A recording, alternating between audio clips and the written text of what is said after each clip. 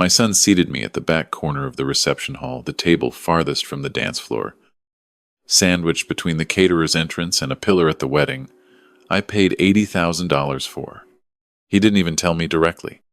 I found out from the seating chart his new wife's mother emailed me 3 days before the ceremony. The way you'd notify a vendor about delivery logistics. I sat with that email open on my laptop for a long time. I read it twice. Then I closed the laptop and stared at the wall of my home office. The same office where I had written every tuition check, every rent check, every emergency check for the last 26 years. The wall where I keep a photo of my son at his college graduation, grinning, his arm around my shoulder. I remembered thinking that day that every sacrifice had been worth it. That was 18 months ago. I want to tell you what happened in those 18 months. Because I think some of you already know this story. Not the details, the feeling. The feeling of realizing that somewhere along the way, the person you loved most in the world started seeing you as a resource rather than a person. And the moment you decide you're done being treated that way, my name is not important. What matters is that I am 63 years old. I spent 31 years as a civil engineer. And I raised my son Marcus alone from the time he was 9 years old. His mother, my wife Diane, died of ovarian cancer in the spring of his 4th grade year. It was the kind of loss that doesn't announce itself cleanly. It restructures everything. Your routines, your identity, your idea of the future. I was 42 years old with a grieving child and a mortgage, and a job that demanded 60 hours a week. And I made a decision. Marcus would not feel the absence of anything I could provide. Not love, not opportunity, not stability. I kept that promise longer than I should have. I want to be fair to my son, because this story is not black and white. Marcus is intelligent. He was a good student, genuinely curious. The kind of kid who asked questions that surprised his teachers. He went to a state university on a partial scholarship, and I covered the rest 4 years. Roughly $48,000 when you add room, board, and books. He graduated with a degree in computer science, got a job at a tech firm in Austin, and within 3 years had moved into a salary range that made my engineering income look modest. I was proud of him. I told him so regularly. What I didn't notice, or perhaps didn't want to notice, was the slow drift that started around the time he met Courtney. Courtney came from money. Not just comfortable money, generational money. The kind where nobody in the family has held a salaried job in 2 generations. Her father owned commercial real estate across 4 states. Her mother sat on the boards of 3 nonprofit organizations and spent her weekends at charity galas I had never heard of. They were perfectly pleasant to me at first. Polite in the way that people are polite when they are tolerating your presence at a table they consider theirs. I noticed small things. The way Courtney's mother would pause almost imperceptibly before responding to something I said, as if she needed a moment to translate. The way Marcus started qualifying statements about his upbringing when we were around her family, phrases like "we didn't have a lot growing up," said with a kind of self-conscious apology that stung more than he probably realized. We had plenty. We had everything that mattered. He knew that, or I thought he did. The engagement happened quickly. About 14 months after they started dating, Marcus called me on a Tuesday evening, and I could hear the happiness in his voice, and I was genuinely glad for it. I asked him about Courtney, and he said she was wonderful, and I believed him. I asked about wedding plans, and he said they were thinking about a destination event. Maybe Hawaii or the Amalfi Coast. And I told him whatever he needed. I would help make it happen. That was the first mistake, not the offer itself, but the open-ended nature of it. I said whatever you need to my son the way I had been saying it his entire life. And he had learned, over the years, to take that phrase at its full value. The planning took 8 months. I was involved at the beginning. Marcus called me about venues, sent me photos of resorts, asked my opinion on catering packages. Those conversations felt good. They felt like the relationship I thought we had. Then Courtney's mother became more involved in the planning, and my calls with Marcus became less frequent. And when we did speak, the conversations were shorter and more transactional. Budget updates. Wire transfer confirmations. Logistics. The wedding was planned for a Friday evening at a resort in Scottsdale, Arizona, a sprawling property with a terrace overlooking the desert. The kind of place that charged $12 for a bottle of water and made you feel grateful for the privilege. The total cost came to $82,000. Courtney's family contributed $20,000, which was noted in every conversation as extraordinarily generous.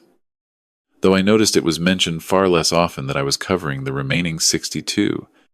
I also paid off the last $18,000 of Marcus's student loans as an engagement gift, a fact that was acknowledged with a text message and a thumbs-up emoji. I want to pause here because I know what some of you are thinking. You're thinking I enabled this. You're thinking that a man who writes checks without conditions or conversations has taught his son that the checks will keep coming regardless of the relationship. You might be right. I've had a lot of time to think about that. But at the time, writing those checks felt like love. It felt like Diane looking down and knowing I hadn't let our son fall. I confused providing with parenting, and I won't pretend otherwise. The seating chart email arrived on a Wednesday, 11 days before the wedding. It was sent by Courtney's mother and CC'd to the wedding coordinator. And to Courtney, Marcus was not on the email. I didn't notice that at first. I was scrolling through the attachment, a color-coded PDF with tables numbered 1 through 22. And I was looking for my name. It took me longer than it should have because I was looking near the front, near the head table, near the tables where a father of the groom might reasonably expect to sit. I found my name at table 19. Table 19 was against the back wall, near the kitchen entrance, next to a decorative partition that had been added, according to the floor plan note, to manage catering flow. My table mates were 2 of Marcus's college friends I had met once, a distant cousin from Diane's side of the family who I hadn't seen in a decade, and 3 names I didn't recognize at all. The head table. Table 1 seated Courtney and Marcus, her parents, her 2 siblings and their spouses, and her maternal grandmother. The tables immediately surrounding Table 1 held Courtney's extended family and her parents' close friends. There was no table near the front for me. I sat with that seating chart, the way I had sat with the email earlier, very still, very quiet. I am not a man who reacts loudly. Diane used to say that I process things like a computer, that I went somewhere internal before I came back with a response. She meant it as a mild criticism, but I always thought of it as a feature. I went internal for a long time that night. The next morning I called Marcus. He picked up on the 3rd ring, sounded distracted, said he was in the middle of something. I told him I had received the seating chart and I had some questions. There was a pause, the specific pause of a person who was expecting this call and had been hoping it wouldn't come.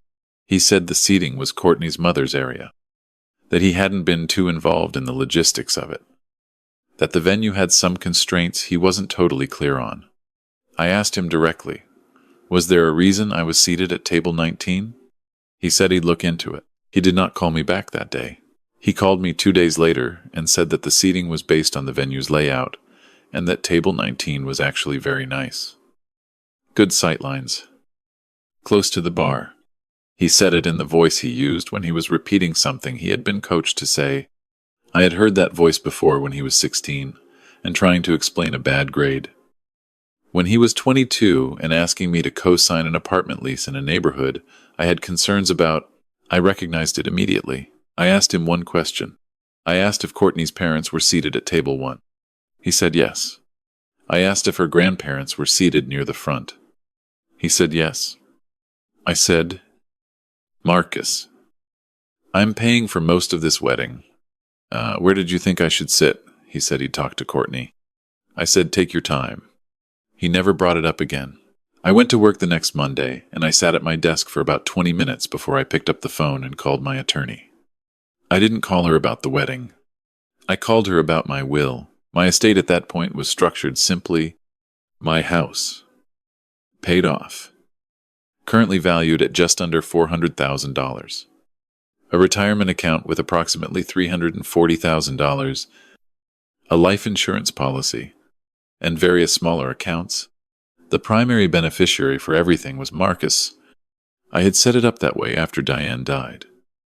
When Marcus was 9 and I was 42, and the future felt fragile and I wanted him to be protected no matter what happened to me, I asked my attorney what it would take to restructure the estate. She asked me if I was sure. I said I wanted to think about it for a few days, but I needed to understand the mechanics. She walked me through it. It was not complicated. I thought about it for 3 days. I want to be honest about those 3 days because they were not easy. I am not a vindictive person by nature.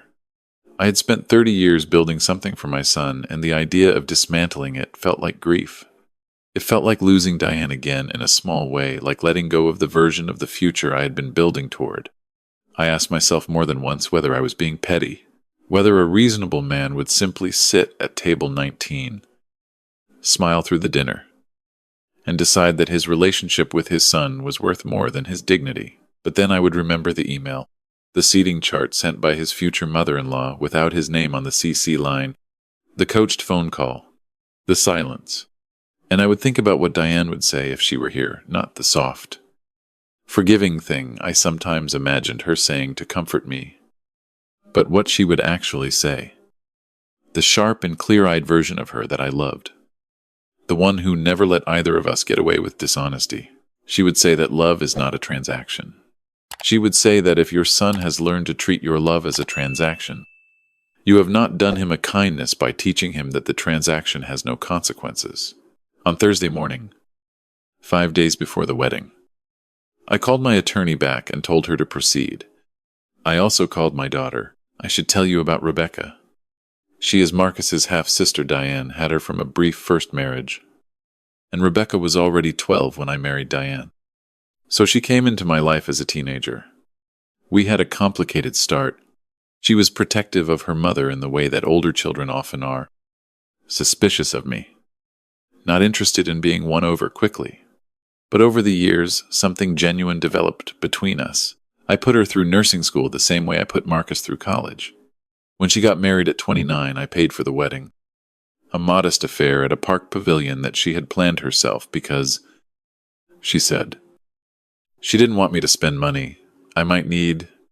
She had 3 kids now and lived 40 minutes from me and called me every Sunday without fail. I called Rebecca on that Thursday, and I told her everything. She listened without interrupting, which is a skill she has that Marcus never quite learned.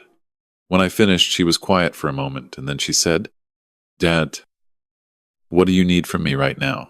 I told her I needed her to be the primary beneficiary on my estate. She was silent for longer that time. Then she said she wanted to make sure I had thought it through and wasn't acting out of pain. I told her I had thought of almost nothing else for 5 days. She said okay.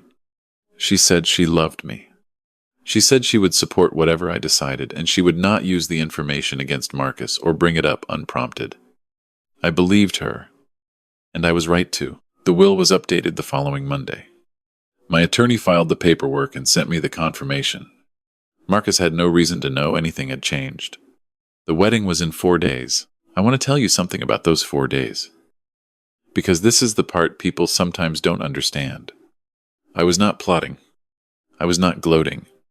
I was not sitting in my house imagining the moment of revelation. I was grieving. I was grieving my son in the particular way. You grieve someone who is still alive, mourning not their death, but the version of them you believed in. I packed a suit. I booked a hotel room near the venue. I bought a wedding gift from their registry, a high-end stand mixer that Courtney had listed first, because I was going to attend my son's wedding and I was going to behave with dignity regardless of which table they sat me at. I was not going to cause a scene. I was not going to make his wedding day about my feelings. Whatever I had changed in private, the day would belong to them. The ceremony was beautiful. I'll give them that. The desert at sunset has a particular quality of light that makes everything look like it was art-directed. The sky going from orange to purple behind the mountains, while 200 people watched my son exchange vows with his wife. I stood in the 3rd row on the groom's side. At least they had placed me there correctly, and I watched his face when he saw Courtney walk down the aisle, and I felt what fathers feel at weddings. The specific mixture of joy and time passing and love that doesn't care whether it has been earned back or not. I was not pretending to feel that. I felt it genuinely. Love is not a faucet you turn off because you've made a practical decision about an estate. Dinner was at table 19. The evening was pleasant in the way that any expensive wedding dinner is pleasant. The food was excellent. The speeches ran long. Marcus and Courtney danced their first dance to a song I didn't recognize and looked genuinely happy in each other's arms. And I drank my wine and watched them, and thought that Diane would have cried the entire night, and I understood why. Courtney's father gave a toast that lasted 11 minutes and referenced the couple's future 17 times and mentioned me once. In passing. As Marcus's dad. I had been introduced to 200 people that evening as Marcus's dad. Not by name. Not as the man who had written the checks that made the venue possible. Who had ironed the dress shirt Marcus was wearing because Marcus still didn't own an iron at 31. Who had driven 14 hours to pick Marcus up from college when his car broke down sophomore year because Marcus called me before he called a tow service. Because that's who I was to him then. I danced once with Rebecca, who had been seated at table 17 and spent the first hour of the reception navigating her way to my table so we could talk. She asked me how I was doing. I said I was fine. She looked at me the way she always looks at me when I say I'm fine, which is the same way Diane used to look at me. And she took my hand for a moment and said nothing. That was enough. I left at 10:30. I said goodbye to Marcus and Courtney. Hugged them both. Told them I wished them everything good. Marcus hugged me back in the slightly stiff way he had been hugging me for the past year, the hug of a man who is managing a relationship rather than inhabiting one. I drove back to the hotel and I sat on the edge of the bed for a long time. I called Rebecca and we talked for an hour. I slept better than I expected to. The next 3 months were quiet.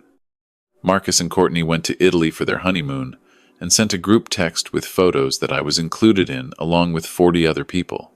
When they returned, we spoke on the phone twice. Brief calls. General updates. I did not mention the will. I went about my life. I retired fully from my firm at the end of October, something I had been planning for 2 years, and spent my time doing the things I had delayed: long hikes. A woodworking class I'd been meaning to take. Dinners with Rebecca and her family on Sunday evenings. That became the best part of my week. My attorney's paralegal called me on a Friday morning in late November. She was calling to confirm that I had received the updated estate documents. I said yes. She said she was noting it in the file. That was the end of the call. Marcus found out on a Monday in December. He found out because Diane's cousin, the one who had been at table 19 with me, who I hadn't seen in a decade, had reached out to me after the wedding wanting to reconnect. And we had started talking regularly. And at some point I had mentioned in passing that I had restructured my estate. I hadn't asked him to keep it quiet because it hadn't occurred to me that he would mention it to anyone. He mentioned it to his wife.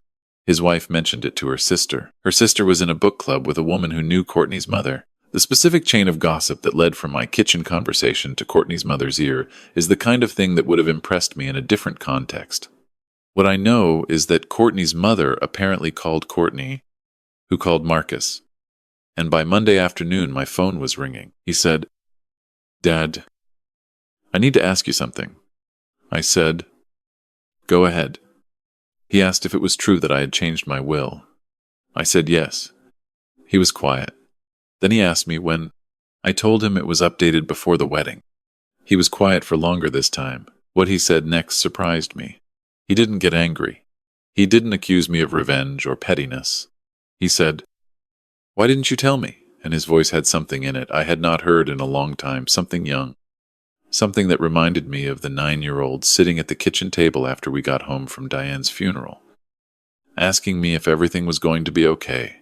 I said, "Marcus, do you remember what you told me when I asked why I was at table 19? He said he remembered.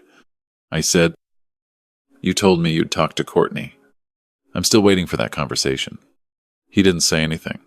I said, "I love you. I will always love you. But I am not a table at the back of the room. I'm your father." We talked for 2 hours that night. It was the longest real conversation we had had in over a year. He apologized. Not the coached apology. Not the managed apology, a real one. The kind that cost something. He said he had known the seating wasn't right, and he had let it happen because he was trying to keep the peace, and he had told himself it wasn't a big deal, and he understood now why it was. He said Courtney's mother had a way of making things feel like they were already decided, and he had been navigating that since the engagement, and he hadn't handled it well. He said he was sorry for the thumbs-up emoji. That last part almost made me laugh. I did not change the will back that night. I want to be clear about that. I told Marcus that I loved him, and that I wanted us to rebuild what had been lost, but that I had made decisions about my estate based on the relationship as it had existed, and that rebuilding the relationship was something that would take time and would have to be demonstrated, not promised. He said he understood. I think he actually did. I want to tell you what happened over the following months because I don't want to leave you with a story that ends at the moment of revelation, as if consequences and confrontations are the whole point. They're not. The confrontation was necessary, but it wasn't the destination. Marcus started calling me differently after that December conversation. Not transactional calls. He started calling on Sunday evenings. For the same time, he always knew I'd be sitting down after dinner. A time slot I hadn't mentioned, but that he had apparently retained from decades of knowing my habits. He started asking about the woodworking class. He drove down in February, without Courtney, and spent a Saturday helping me build a bookshelf in the garage the way we used to build things when he was a teenager. We didn't talk about the will or the wedding. We talked about the wood grain and the joinery and whether I needed a new table saw. It was the best Saturday I'd had in years. Courtney called me in March. She had not called me, specifically and directly, since before the engagement. She said she wanted to talk to me, and I said I was listening. She said she knew that she had been part of the reason Marcus had been distant, that she had come from a family where certain dynamics were considered normal that she was starting to understand were not, and that she was sorry for the way the wedding had been handled. I said I appreciated her calling. I meant it. It takes something to make that call, particularly when you were raised to believe you were always in the right room. I cannot tell you. The will is changed back. It's not yet. Trust is not a switch, but I can tell you that the relationship I have with my son today is more honest than anything we had in the 3 years before the wedding. That something had to break before it could be repaired properly. That table 19, in a way I never planned and would never have chosen, turned out to be where things started to make sense again. Some of you will say I should have spoken up earlier, confronted the drift before it calcified. You're probably right. Some of you will say a father shouldn't use money as leverage in a relationship with his child. I understand that argument. I didn't change the will as leverage. I changed it because I had finally accepted that I had been handing over financial trust to someone who had not been extending human trust in return. And I needed my decisions to reflect the reality of the relationship rather than the relationship I wished we had. Diane used to say that you can't pour from an empty cup. She was usually saying it about self-care, about the importance of not running yourself down to nothing in the service of others. But I think about it differently now. I think you can pour and pour for a long time from a cup that feels full, because you've convinced yourself that giving is the same as being valued. At some point you look down and the cup is empty, and you realize that filling it had been your job all along. And nobody else had been paying attention to the level I paid attention. I made a decision, and I am still slowly, carefully, honestly, my son's father. If any part of this story sounds familiar, I want you to know that you are allowed to make decisions about your own life that reflect your own worth. Not out of anger, not out of revenge, out of the simple and non-negotiable belief that the people who love you should show it in ways that cost them something. The same way your love has always cost you. That's all I have for today. If this story stayed with you, I hope you'll share it with someone who needs to hear it. And as always, take care of yourselves. And don't let anyone seat you at table 19.